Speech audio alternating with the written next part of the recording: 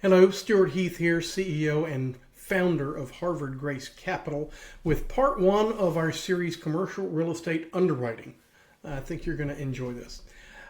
So the first step is the physical attributes. First thing that we do is we look at a property. If I drive by and I just don't like the look of it, I'm probably not going to spend another minute on it. It has to have a certain look, a certain feel. It's got to be in the right neighborhood.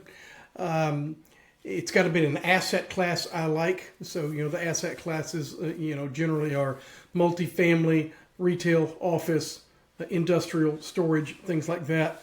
And how you underwrite it physically will have everything to do with what particular asset class it's in.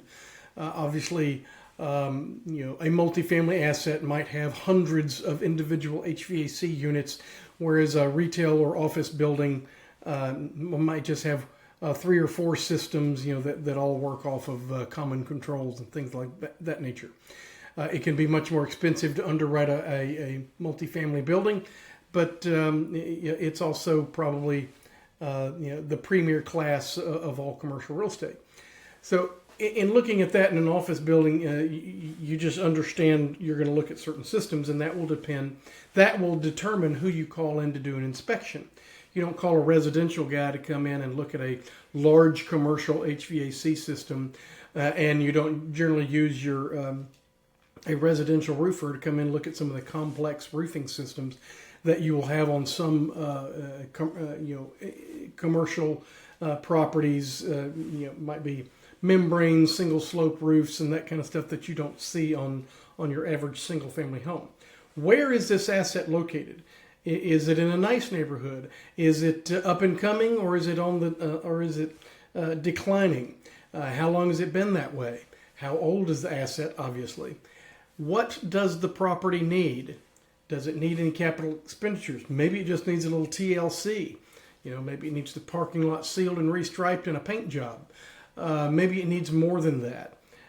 Maybe it just needs the landscaping refreshed. You would be surprised how much just refreshing the landscaping of a property can enhance its curb appeal and its actual value to a potential buyer, but more importantly, value to your tenants.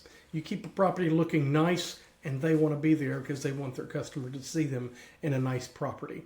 So these are the types of things that we look at when we're talking about the physical condition of a property, the physical underwriting of a property that we're looking at buying.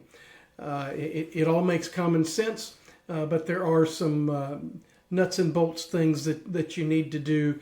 Not everything is on the surface, and you really must do a professional inspection. These guys that will crawl around every nook and cranny in the attics and in the crawl spaces and in the closets and the equipment rooms and all that kind of stuff, and find all kinds of stuff that you never dreamed was wrong. Sometimes the owner didn't even know was wrong. Sometimes. So anyway, to us, this is the number one thing before we go to the next step of commercial underwriting. Come back next time for part 2, where we will talk about the occupancy of the building. Thanks for watching.